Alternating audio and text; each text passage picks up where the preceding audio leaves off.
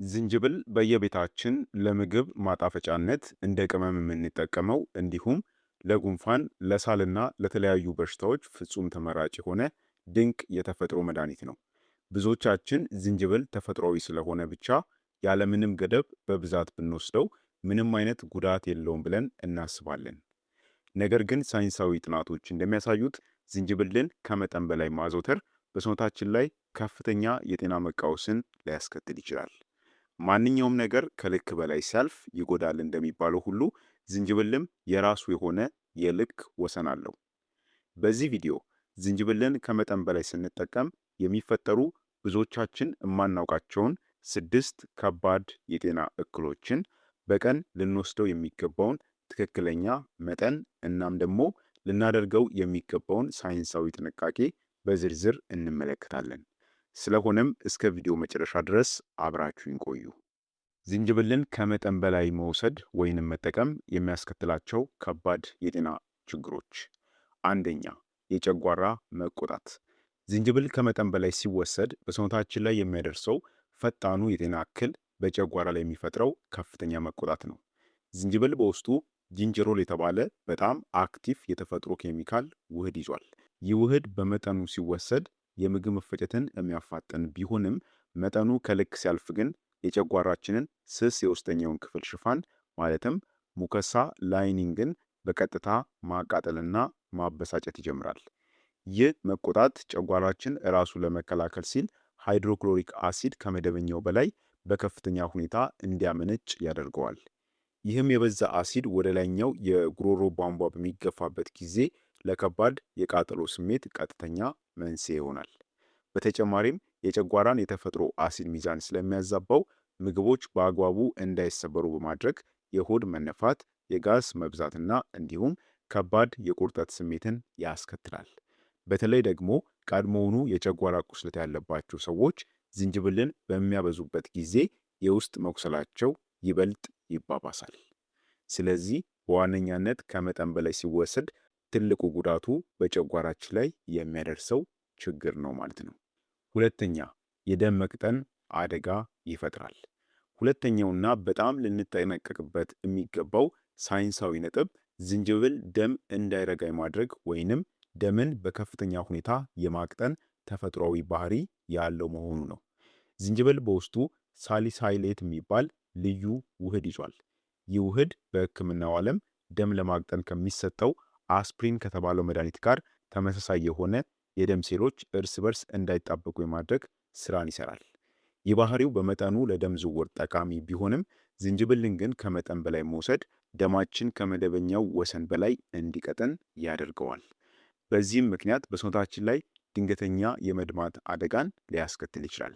በተለይ የደም ማቅጠኛ መድኃኒቶችን ለምሳሌ እንደ ዋርፋሪን ያሉ መድኃኒቶችን የሚወስዱ ሰዎች ወይንም ደግሞ በቅርቡ ቀዶ ጥገና ለማድረግ ቀጠሮ ያላቸው ወገኖች ዝንጅብልን በከፍተኛ መጠን መውሰድ የውስጥ ደም መፍሰስ አደጋን በከፍተኛ ሁኔታ ስለሚጨምር ፍጹም ሊያስወግዱት ይገባል።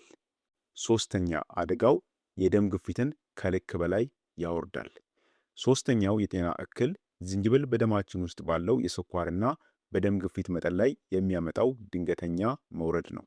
ዝንጅብል የደም ውስጥ ስኳርን ለማመጣጠን እናም ከፍተኛ የደም ግፊትን በጤናማ ሁኔታ ለመቀነስ የሚረዳ የተፈጥሮ ድጋፍ እንደሆነ ይታወቃል። ነገር ግን ዝንጅብልን ከመጠን በላይ ማዘውተር በሰውነታችን ውስጥ ያሉትን የኢንሱሊን ስሜትን ማለትም ኢንሱሊን ሴንሲቲቪቲ እና የደም ቧንቧዎችን የመለጠጥ ሂደትን ያፈጥነዋል። ይህ ሁኔታ አስቀድመው የስኳር ወይንም የደም ግፊት መድኃኒቶችን እየወሰዱ ባሉ ሰዎች ላይ ከፍተኛ መስተጋብር ይፈጥራል። በዝንጅብሉና በመድኃኒቶቹ ጥምረት ምክንያት የደም ስኳር መጠን ከመደበኛው በታች በከፍተኛ ሁኔታ እንዲያሽቆለቁል በማድረግ የራስ ማዞር፣ ላብ ማስጠመቅ፣ የልብ ምት መጨመር እንዲሁም የሰውነት መዛልን ሊያስከትል ይችላል። በተመሳሳይ መልኩ የደም ግፊትንም በአንዴ በማውረድ ለከፍተኛ ድካምና ራስን እስከ መሳት ለሚያደርስ አደጋ ይዳርጋል። አራተኛ የሐሞት ጠጠር ላለባቸው ሰዎች የሚፈጥረው ከባድ ህመም ነው። አራተኛው አደጋ ዝንጅብል የሐሞት ከረጢታችን ብዙ የሐሞት ፈሳሽን ማለትም ሐሞትን እንዲያመነጭ የማነቃቃት ከፍተኛ ባህሪ ያለው መሆኑ ነው። ይህም የሐሞት ፈሳሽ በጉበታችን ተመርቶ በሐሞት ከረጢት ውስጥ የሚቀመጥ ሲሆን ስብ ያላቸውን ምግቦች ለመሰባበርና ለመፍጨት በጣም ወሳኝ የሆነ ንጥረ ነገር ነው። ነገር ግን በሐሞት ከረጢታቸው ውስጥ ድብቅ ወይንም የታወቀ የሐሞት ጠጠር ላለባቸው ሰዎች ዝንጅብልን በብዛት መውሰድ አደገኛ ነው። ዝንጅብል በብዛት ሲወሰድ የሐሞት ከረጢት በከፍተኛ ሁኔታ እንዲኮማተርና ፈሳሹ በኃይል እንዲፈስ ያደርጋል። ይህም ሂደት ደግሞ በከረጢቱ ውስጥ ያለውን ጠጠር በማንቀሳቀስ የሐሞት ማለፊያ ቀጭን ቧንቧን ሄዶ እንዲዘጋው ሊያደርገው ይችላል። ይህ መሰናክል ሲፈጠር በድንገት የሚነሳና ወደ ጀርባና ትከሻ ሊሰራጭ የሚችል ልትቋቋሙት የማትችሉት ከባድ የሆድ ቀኝ ክፍል ህመምን ስለሚቀሰቅስ የሐሞት ጠጠር ያለባቸው ሰዎች ከዝንጅብል አጠቃቀም ከፍተኛ ጥንቃቄን ማድረግ አለባቸው። አምስተኛ፣ በእርግዝና ወቅት በተለይም በመጨረሻዎቹ ወራት ሊያስከትል የሚችለው አደጋ ነው። አምስተኛው ጥንቃቄ በተለይ ነፍሰ ጡር እናቶች ሊያውቁት የሚገባ ወሳኝ ነጥብ ነው። ብዙ እናቶች በእርግዝና መጀመሪያ ወራት ለሚከሰትን ማቅለሽለሽና ማስመለስን ለማስታገስ ዝንጅብልን በተፈጥሮ መፍትሄነት ይጠቀሙታል። ዝንጅብል በመጠኑ ሲወሰድ ለዚህ ችግር ፍጹም ደህንነቱ የተጠበቀ መፍትሄ ቢሆንም መጠኑ ከመጠን በላይ ሲያልፍ ግን በተለይ ወደ መውለጃ አካባቢ ከፍተኛ ስጋት አለው። ቀደም ሲል በሁለተኛው ነጥብ ላይ እንደተነጋገርነው ዝንጅብል ደምን የማቅጠንና የደም ሴሎችም እንዳይጣበቁ የማድረግ ከፍተኛ ባህሪ አለው። ይህ ባህሪው በመጨረሻዎቹ የእርግዝና ሳምንታት በብዛት ከቀጠለ በወሊድ ወቅት ሊኖር የሚችለውን እናም ደግሞ በቀላሉ የማይቆም የመድማት አደጋን ሊጨምር ይችላል። በተጨማሪም አንዳንድ የሕክምና ጥናቶች እንደሚያሳዩት ከመጠን በላይ የሆነ የዝንጅብል ክምችት የማህፀን ጡንቻዎችን ያለ ጊዜያቸው እንዲኮማተሩ ሊያነቃቃ ስለሚችል ነፍሰ ጡር እናቶች ከመጠቀማቸው በፊት ሁልጊዜም የግል ሐኪማቸውን ማማከር ይጠበቅባቸዋል። እስፔሻሊ በመጨረሻዎቹ የእርግዝና ወራት አካባቢ መጠቀም አያስፈልግም። ስድስተኛ፣ የልብ ምት መዛባት። ስድስተኛውና ብዙ ሰዎች ትኩረት የማይሰጡት ነገር ግን በሳይንሱ የተረጋገጠ አደጋ የልብ ምት መዛባት ነው። ዝንጅብልን በጣም በከፍተኛ መጠን በተለይ በጥሬው ወይንም በታሸጉ የዝንጅብል ካፕሱሎች መውሰድ በልብ ምትና እንዲሁም በደም ዝውውር ስርዓት ላይ መጠነኛ መዛባትን ሊፈጥር ይችላል። ዝንጅብል በውስጡ ያሉት አክቲቭ ውህዶች የደም ቧንቧዎችን በድንገት በማጽናት የደም ግፊትን በከፍተኛ ፍጥነት የማውረድ ባህሪ ያላቸው። ሰውነታችን ይህንን ድንገተኛ የግፊት መውረድን ለማስተካከል እናም ደም ለጭንቅላታችንና እንዲሁም ለሌሎች አካላት በፍጥነት ለማድረስ ሲል የልብ ምትን ፍጥነት ያለምንም ዝግጅት በከፍተኛ ሁኔታ ሊጨምረው ይችላል።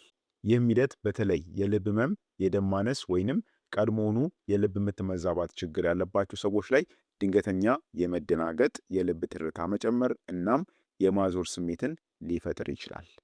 ስለዚህ እንግዲህ እንደ አጠቃላይ እነዚህ በዋነኛነት ያየናቸው 6 ነጥቦች ዝንጅብልን ከልክ በላይ ስንጠቀም ሊከሰቱ የሚችሉ የጤና ጉዳቶችና ስጋቶች ናቸው ማለት ነው።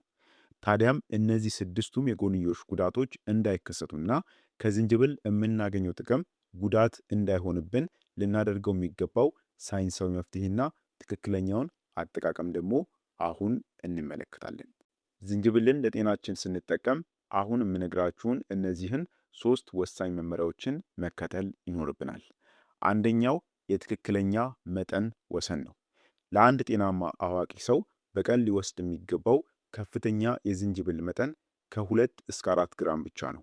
ይህ ማለት በተግባር ሲለካ ከአንድ የሻይ ማንኪያ ያልበለጠ የተፈጨ ዝንጅብል ወይም ደግሞ ግማሽ የአውራ ጣታችንን የሚያክል ዝንጅብል ማለትም እርጥቡን ዝንጅብል እንደማለት ነው።